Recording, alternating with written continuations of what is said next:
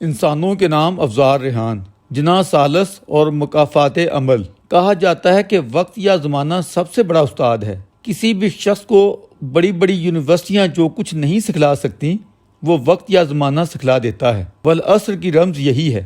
وقت کی گردش سے ہے چاند تاروں کا نظام، وقت کی ٹھوکر میں ہے کیا حکومت کیا سماج، وقت کی پابند ہیں آتی جاتی رونقیں، وقت ہے پھولوں کی سیج، وقت ہے کانٹوں کا تاج۔ آدمی کو چاہیے وقت سے ڈر کر رہے، کون جانے کس گھڑی وقت کا بدلے مزاج، وقت سے دن اور رات، وقت سے کل اور آج، وقت کا ہر شے پہ راج۔ لیکن کیا کریں، لوگ جب طاقت و تکبر میں ہوتے ہیں تو وقت سے سیکھتے نہیں ہیں، ورنہ ہم لوگ کس قدر خوش قسمت ہیں کہ سیکھنے کے لیے اپنا زمانہ ہی نہیں، پچھلی 5000 سالہ تاریخ کھلی کتاب کی طرح ہمارے سامنے ہے۔ اس کائنات میں جو بھی اپنی اکڑ پھونک کے تحت فرعون، ہٹلر یا صدام بنا، اس نے بشمول اپنے مخالفین انسانی دکھوں میں اضافہ ضرور کیا، لیکن بالآخر اس کا اپنا انجام بھی خوشگوار نہیں رہا، بلکہ بہرحال اس کے کرتوتوں کی سزا اس کی فیملی ہمدردوں نے بھگتی۔ دنیا میں کتنے بڑے بڑے افلاطون، ارسطو، بدھا، ٹیگور، کارلائل اور رسل جیسے دانا و مدبر آئے، مگر جبر پر آمادہ خود ستائی و خود نمائی کے مارے متکبرین نے ان سے کوئی سبق نہ سیکھا۔ کوفہ کی ایک دردناک مثال پیش کی جاتی ہے کہ جب حکمران کی حیثیت سے مروان اپنے مخالف کی گردن کاٹنے کا حکم صادر کر رہا تھا تو ایک بوڑھا مسکرایا، وجہ معلوم کرنے پر بولا کہ یہاں اسی تخت کے سامنے میں نے کس کس کو مخالفین کی گردنیں کاٹنے کا حکم دیتے اور پھر اسی تلوار سے ان کی اپنی گردنیں کٹتی دیکھی ہیں۔ یہ تو مکافات عمل ہے۔ آج جو کچھ آپ اپنے مخالفین کے ساتھ کریں گے وہی سب کچھ کل کو آپ کے ساتھ بھی روا رکھا جائے گا۔ ابھی تو ہمارے جناح سالس کے ساتھ کچھ بھی نہیں ہوا، ابھی تو اس کے مفادات کا رکھوالا انصاف کی بڑی کرسی پر براجماں ہے، لہذا 30 مارخاں جلد ضمانت کرواتے ہوئے چھوٹ جائے گا۔ لیکن اس چند روزہ جیل یاترا نے ہی کیسا بکھلا دیا ہے، جو دوسروں کو تانے دیتے نہیں تھکتا تھا کہ یہ جیلوں سے کیوں ڈرتے ہیں، اے یا بی کلاس کی درخواستیں کیوں کرتے ہیں، جب قیدی ہیں تو دوسرے سب قیدیوں کی طرح رہیں، جو دوسرے جیلوں میں کھاتے ہیں یہ بھی کھائیں۔ نواز شریف، میں تمہیں چھوڑوں گا نہیں، ذرا میں واپس آ لوں، سب سے پہلے تیرا حیثیت اترواؤں گا۔ کون سا مخالف ہے جس کو اس شخص نے ایسی گری ہوئی دھمکیاں نہیں دی ہیں، گھٹیا ترین الزامات عائد نہیں کیے ہیں، کرپشن اور بے ایمانی کے جھوٹے الزامات میں گرفتاریاں کرواتے ہوئے چور چور اور ڈاکو کی گردان نہیں دہرائی ہے۔ اس شخص کی 27 سالہ نام نہاد سیاست ہی ایسے گرے ہوئے 3rd کلاس الزامات میں ڈوبی رہی ہے۔ وہ بیچارہ رانا سناولا تو اس کا اور اس کے ہمنواؤں کا خصوصی ہدف رہا ہے۔ خدا کو جان دینی ہے کہ قسمیں کھانے والا، جس کا وچولہ اور خوشامدی جب 15 کلو ہیروئن کا جعلی کیس بنوا رہا تھا،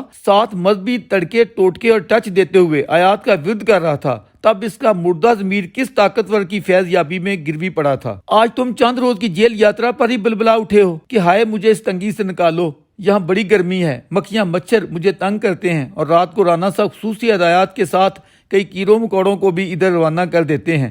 یقیناً اس سے آپ کی نیند ڈسٹرب ہوتی ہوگی، کیونکہ آپ تو پیدائشی رئیس ہیں، ناز و نعمت اور بھرپور عیاشی میں پلے بڑھے۔ خدا بھی آپ کو آپ کے اپنے الفاظ میں سب کچھ دے بیٹھا تھا۔ جہاں اتنی موج مستیاں کرتے رہے ہو، وہاں چند دن کی یہ مشقت بھی خوش دلی کے ساتھ برداشت کر لو۔ البتہ یہاں کی تنہائی میں اگر شعور کام کر رہا ہے، جو بیچارہ اتنا کمزور بلکہ نہ ہونے کے برابر ہے، اس پر اتنا زور ضرور ڈالو کہ میں اپنی خرمستی کے سارے ادوار میں دوسروں پر ایسے بےہودہ الزامات کیوں عائد کرتا رہا ہوں، اپنے عوام کو اتنا بیوقوف کیوں سمجھتا رہا ہوں، یہ کہ جو بھی جھوٹی کہانی گھڑوں گا وہ اس پر ایمان بالغیب لے آئیں گے۔ میں کہوں گا کہ میرے ہاتھ میں ردی کا ٹکڑا اصل میں امریکہ سے آیا ہوا سائفر ہے، اور میری حکومت ایک سازش کے تحت امریکہ نے گرائی ہے، تو وہ اس پر ایمان لے آئیں گے۔ جب میں یو ٹرن لیتے ہوئے یہ الزام یکے بعد دیگرے اپنے ہر مخالف کو بدنام کرنے کے لیے لگاتا چلا جاؤں گا تو وہ میرے یوتھیے بن کر آنکھیں بند کیے بے شک پکارتے چلے جائیں گے۔ آج دیکھ لیا نا اپنے جھوٹوں کا نتیجہ، جو تمہاری پہلی گرفتاری پر تمہاری ہدایات کے عین مطابق